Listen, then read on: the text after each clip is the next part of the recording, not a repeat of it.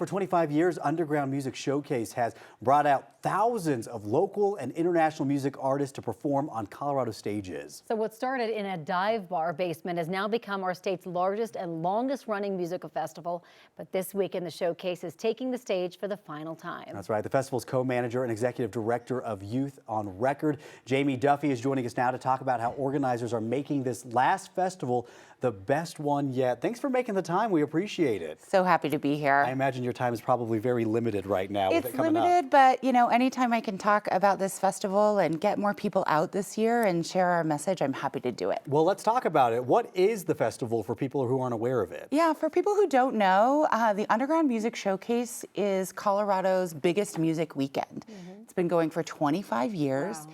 It's the largest concentration of musicians in our state. They gather, they play 300 shows, they play their hearts out. We bring 10,000 people a day, and it's every genre of music. Much of the festival is all ages. Really what it is a Colorado legacy. So you work with Youth on Record. Talk a little bit about that organization and how it plays into this. Absolutely. I've been the executive director of Youth on Record for 16 years. So we work with Colorado youth ages 11 to 24.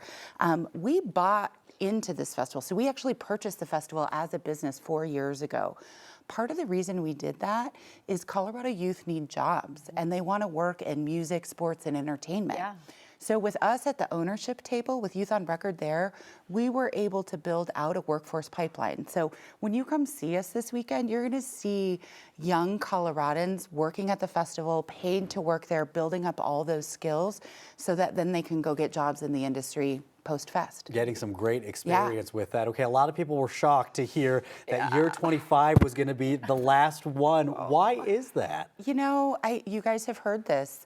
Rising costs, infrastructure costs, you know, play a role in it. Where we are economically plays a role. But really when we look at it as well, we want to make sure that this is a music festival. And a lot of times people are producing music, but they're not paying the musicians. We invested in paying the musicians. We built a whole accessibility plan. So we invested a lot of money in mission. We would do it again, and we would do it all over because that is the right way to produce something. What hasn't happened is we haven't gotten the kind of investment to sustain that kind of mission.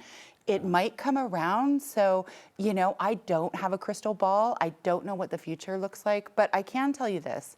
We're launching conversations about this on Saturday at the festival. 11 a.m., I'm doing a town hall. Everyone's welcome. And we're going to talk about the future of UMS and the future of Colorado music. So that was my next question. You guys say that the festival is ending in its current form. What could that possibly mean? Yes, well, part of the reason that we did that is so that we could ask that question. And so what does that mean? Essentially, we're going to bring in the community, so artists, music fans, venue owners, event producers, and certainly the youth, to envision what the next 25 years are. We know it's not going to be in its current form, but I say to people all the time, this music festival was started by Ricardo Baca and John Moore. And these guys started this festival 25 years ago when they were in their 20s. So the next 25 years of music in Colorado has to be determined by young people. Right. And so we've got to bring them to the table, and Youth on Record's the perfect partner to do that. So I really don't know. I'm not being like, I really don't know, because we want community input about what it looks like. Well, you're so smart to be having those conversations. Think 25 years ago when you started this festival, what the music industry looked like then. I mean, we had never heard of streaming at that point. Exactly. It was an entirely different scene. The city was entirely different. People talk about this all the time. They're like, what's happened to the ticket prices, which we keep really accessible. But ticket prices were $5 25 years ago, right? We wish everything could be that. And as we age, it's like a cup of coffee used to be. You know, everything's changed. So, so there definitely are rising costs, but also there's just so many more musicians in Colorado. Another thing I want to point out is this is the largest and longest running independent music festival in the American West. So we have a whole delegation of Wyoming artists coming to Colorado this weekend. You've got to check them out, right? So regionally, people know that we need something like this, whether it's UMS or something in a new form. Coloradans and Colorado musicians need a festival like this so that we can live up to our reputation of being a music state. Yeah.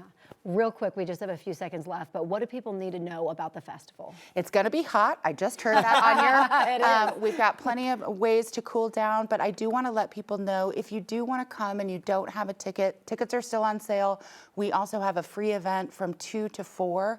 All ages that benefits Youth on Record on Sunday. So at minimum, come see us on Sunday at our Get Loud for Good party. Bring your kids, have a great time, and throw our birthday party with us. Yes. Okay. Well, thank you so much for again making that time to come in this morning, and best of luck this weekend. Thanks, too. guys.